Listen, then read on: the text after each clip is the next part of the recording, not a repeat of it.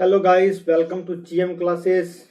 Guys, आज अपने यहाँ पे बात करेंगे स्टैटिस्टिकल मैकेनिक्स, जो कि बीएससी सेकंड ईयर एमजीएसयू का टॉपिक है। एक बुक है पूरी की पूरी, एक पेपर में आता है आधा पोर्शन इसका, ठीक है।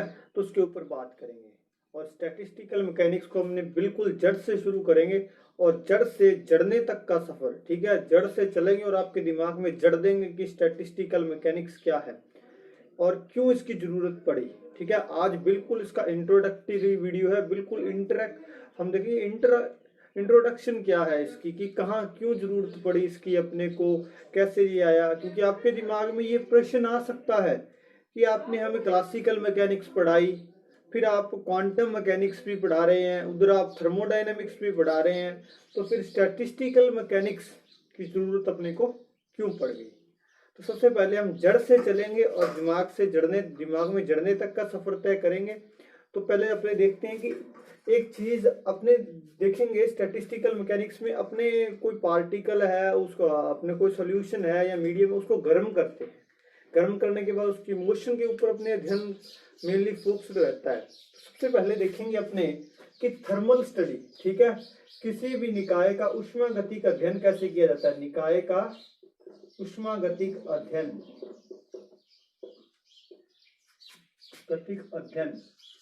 ठीक है। यहां से कहानी सारी शुरू होती है, निकाय के ऊष्मागतिक अध्ययन से। निकाय का ऊष्मागतिक अध्ययन दो प्रकार का होता है, एक तो होता है मैक्रोस्कोपिक, ठीक है, इनके अपने लिख सकते हैं इसको स्थूल अध्ययन, ठीक है। स्थूल से समझते हैं, मोटे मोटे तौर पे अध्ययन कर लेना उसका, बड़े बड़े तौर पे बड़े बड़े फैक्टर वही देख लेना, जैसे ताप वगैरह डायरेक्ट देख लेना ऊपर से, ठीक है। दूसरा होता है सूक्ष्म अध्ययन मतलब माइक्रोस्कोपिक, यानी कि अंदर पार्टिकल लेवल पे जाके अपनी स्टडी करें, तो वो क्या कहलाएगा, सूक्ष्म अध्ययन कहलाएगा।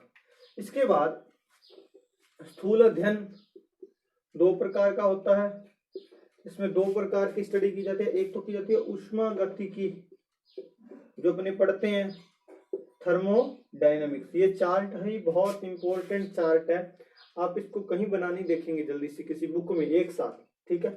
ऊष्मागतिकी और अनुत्क्रमणीय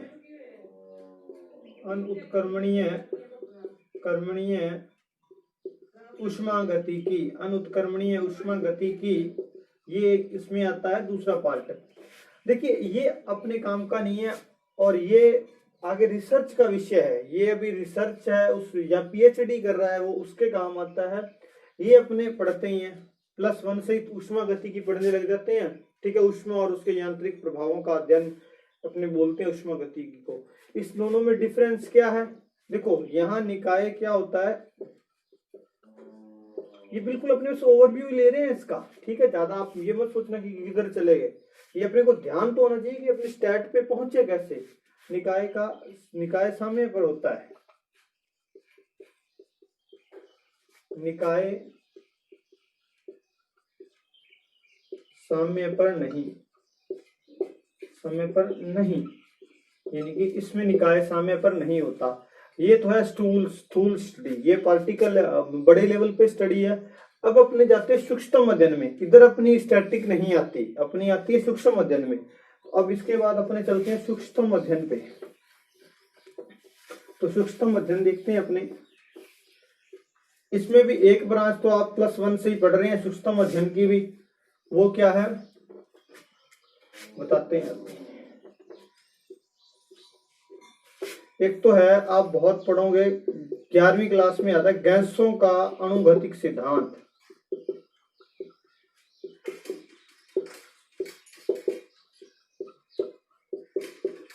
गैसों का अणुगतिक सिद्धांत, और एक आती है इसमें अपनी सांख्यिकीय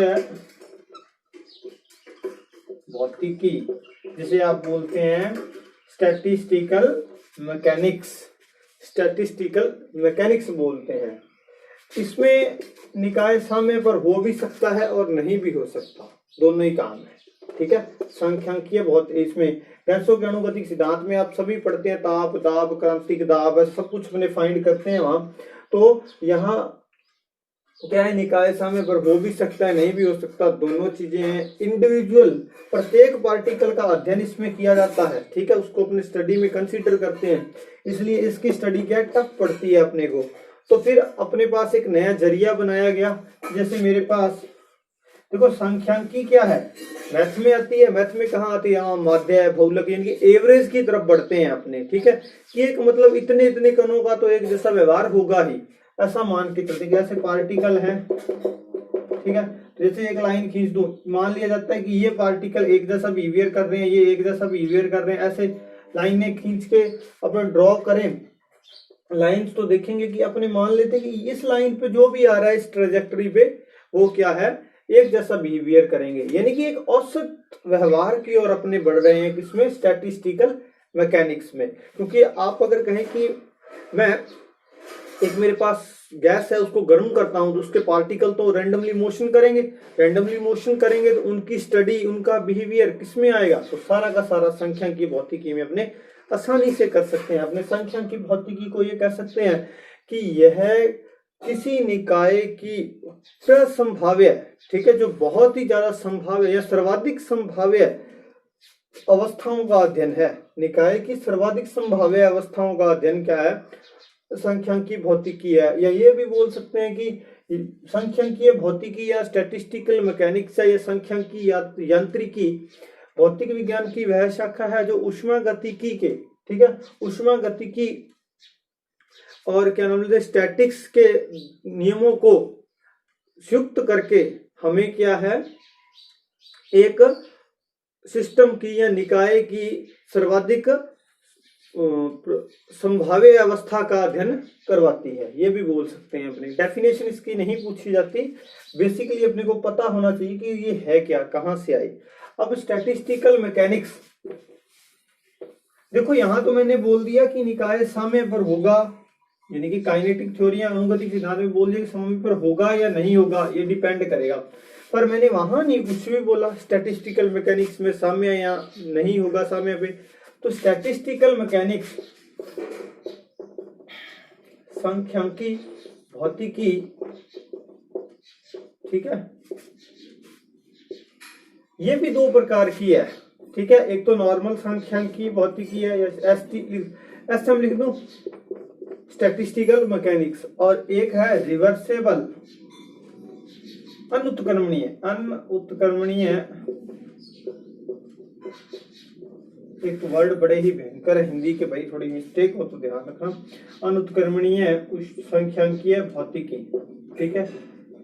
अगेन ये रिसर्च का विषय है, ये अपने काम का नहीं है, इसमें निकाय साम्य पर नहीं होता, इसमें निकाय साम्य पर होगा, समय पर होगा निकाय, ठीक है, ये ध्यान रखना है।